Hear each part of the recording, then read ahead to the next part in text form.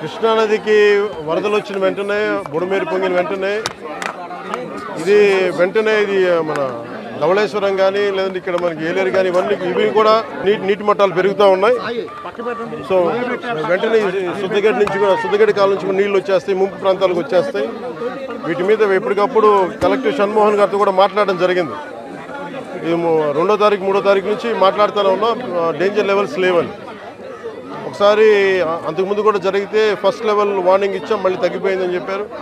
ఇది కూడా ఏంటంటే కంటిన్యూస్గా మనకి విపరీత వర్షపాతం, క్లైమేట్ చేంజ్, ఇవన్నీ ఈ పరిస్థితుల వల్ల రాష్ట్రం ఎప్పుడు అన్ప్రెసిడెంటెడ్, ఎప్పుడు చూడనంత వర్షపాతం ఇవన్నీ జరుగుతూ ఉన్నాయి.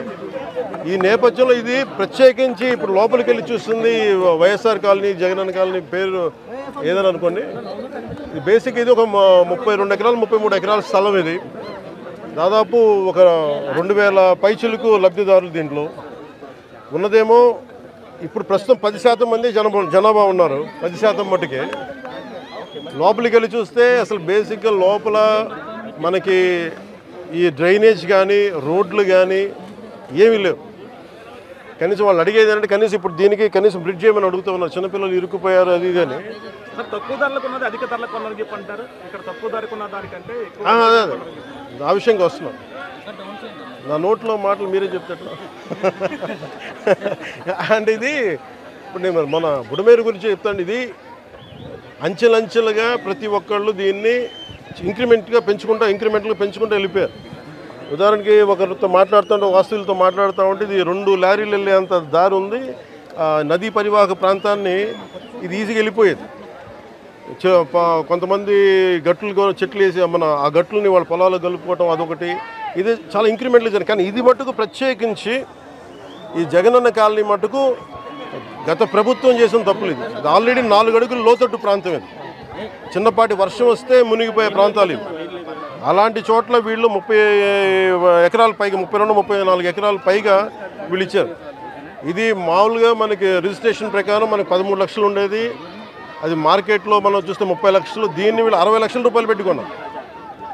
సో ఇది జగనన్న కాలనీ అనేది గత ప్రభుత్వం చేసింది. ఎన్ని 100 కోట్ల 1000 కోట్ల తేల్చి మన క్యాబినెట్ మీటింగ్లో తేల్చి చెప్పాలి. అన్ని మొత్తం కూర్చున్న దాని మీద వర్కౌట్ చేస్తున్నాం.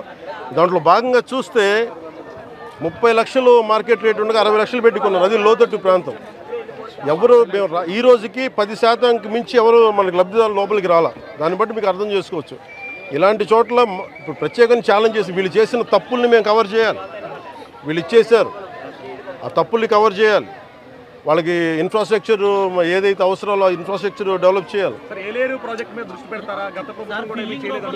ఇది ఇప్పుడు అలా కాదు. ఇప్పుడు మీరు ఏలేరు ఆధునీకరణకి వీటన్నిటికీ మీకు నిధులు కొరత, అంతే కదా. బేసిక్ నిధులు కొరత. మరి ఇక్కడ ఒక్క చోట మీరు ఇక్కడే చూస్తే దాదాపు 13 కోట్లు, దాదాపు మీరు చూసే 30%, 13 కోట్లు ఇక్కడ ఒక్క ఈ కాలనీకే వేస్ట్ చేశారు. ఇలాంటి ఒకరు చెప్పండి.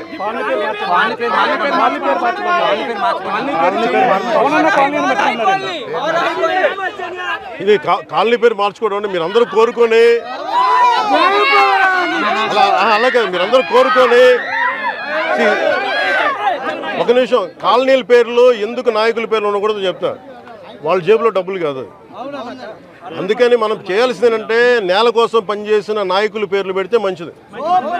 అదే మన జాతీయ నాయకులు చాలా మంది ఉన్నారు, రాష్ట్ర స్థాయి నాయకులు ఉన్నారు, పిఠాపురం మహారాజు గారు ఉన్నారు. అలాంటి గొప్ప మహానుభావుల పేర్లు పెడితే మంచిది. మేము నిజంగా అలాంటివి కోరుకుంటాం.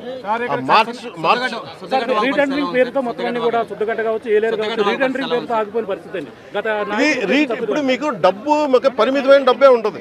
ఉత్తరాంధ్ర కూడా వెళ్ళినప్పుడు ఈ ఇళ్ల కాలనీ పట్టాల పేర్ల మీద ఎంత దోపిడీ జరిగిందో మీ అందరికీ తెలుసు. అదే అన్నాను, మడ అడవులు ఇచ్చారు, మడ అడవులు ఆవు భూములు, వీటన్నిటి